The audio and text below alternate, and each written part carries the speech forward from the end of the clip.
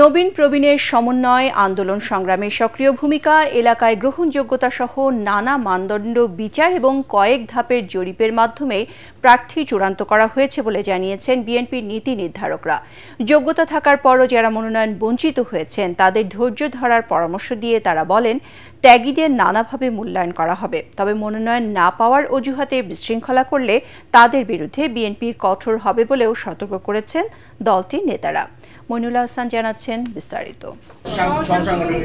জাতীয় সংসদের ৩০০ আসনের মধ্যে ২৩৭টিতে সম্ভাব্য প্রার্থীর নাম ঘোষণা করে আনুষ্ঠানিকভাবে ত্রয়োদশ জাতীয় সংসদ নির্বাচনের পথে যাত্রা শুরু করেছে বিএনপি। দেশের সবচেয়ে বড় রাজনৈতিক দলের প্রার্থী তালিকা নিয়ে বিএনপির অভ্যন্তরে প্রতিদ্বন্দ্বী সহ রাজনৈতিক মহলে চলছে নানা বিশ্লেষণ, আলোচনা। দলীয় প্রধান বেগম খালেদা জিয়ার ৩টি আসনের প্রতিদ্বন্দ্বিতার ঘোষণা, প্রথমবারের মতো ভারপ্রাপ্ত চেয়ারম্যান তারেক রহমানের জাতীয় নির্বাচনে প্রার্থী হওয়ার খবরে উৎফুল্ল সারা দেশের বিএনপি নেতাকর্মীরা। মনোনয়নের তালিকায় প্রায় ১০০ আসনে নতুন মুখ, আছেন প্রবীণ পরীক্ষিতরাও। তবে সম্ভাব্য প্রার্থী তালিকায় নাম না থাকায় কয়েকটি স্থানে মনোনয়ন বঞ্চিতদের অনুসারীদের বিক্ষোভের দিকেও সতর্ক দৃষ্টি রাখছে বিএনপির হাইকমান্ড। তাৎক্ষণিক প্রতিক্রিয়া হয়ে থাকে, পরবর্তীতে তারা বুঝতে পারে যেটা হয়তো সঠিক হয়নি।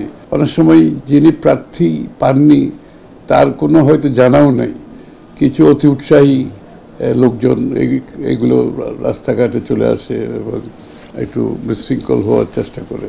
একজনকে তো নমিনেশন দিতেই হবে, তাই না? সবাইকে তো একাধিক ব্যক্তিগত নমিনেশনের সুযোগ নেই, তো এটা তো মেনে নিতে হবে। প্রার্থী তালিকায় সেলিমা রহমান, রুহুল কবির রিজভী, হাবিবুন নবী খান সোহেল, শামসুজ্জামান দুদু, ডক্টর আসাদুজ্জামান রিপন, মোয়াজ্জেম হোসেন আলাল, সুলতান সালাউদ্দিন টুকুর মতো হেভিওয়েট নেতাদের নাম না থাকা নিয়েও চলছে নানা আলোচনা। একই আসনে একাধিক যোগ্য প্রার্থী থাকায় যারা মনোনয়ন পাবেন না তাদের অবদানের স্বীকৃতি দেওয়ার কথাও জানালেন বিএনপির দুই নীতি নির্ধারক।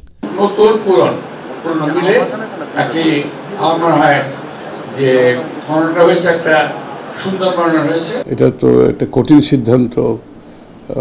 এখানে আমাদের অনেক নিবেদিত প্রাণ নেতা কর্মী আছে যারা অনেক স্যাক্রিফাইস করেছে, ত্যাগ স্বীকার করেছে, কিন্তু নমিনেশন তো একজনকে দেওয়া সম্ভব।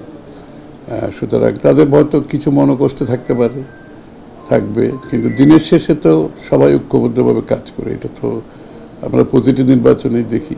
যে কোনো মূল্যে দলের বিজয় নিশ্চিত করতে সবাইকে এক হয়ে কাজ করার বার্তাও দেন তারা। নির্বাচনী কার্যক্রমটা আরো ত্বরান্বিত হচ্ছে এবং নেতাকর্মীরা চাঙ্গা হচ্ছে, এলাকায় নির্বাচনী কার্যক্রম আরো জোরদার হচ্ছে।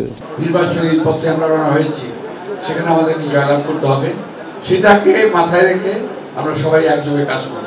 আমির খসরু জানালেন, খুব দ্রুতই জোট ও সমমনাদের কয়েকটি আসনে ছাড় দিয়ে চূড়ান্ত করা হবে ৩০০ আসনের মনোনয়ন। মইনুল হাসান, এটিএন বাংলা, ঢাকা।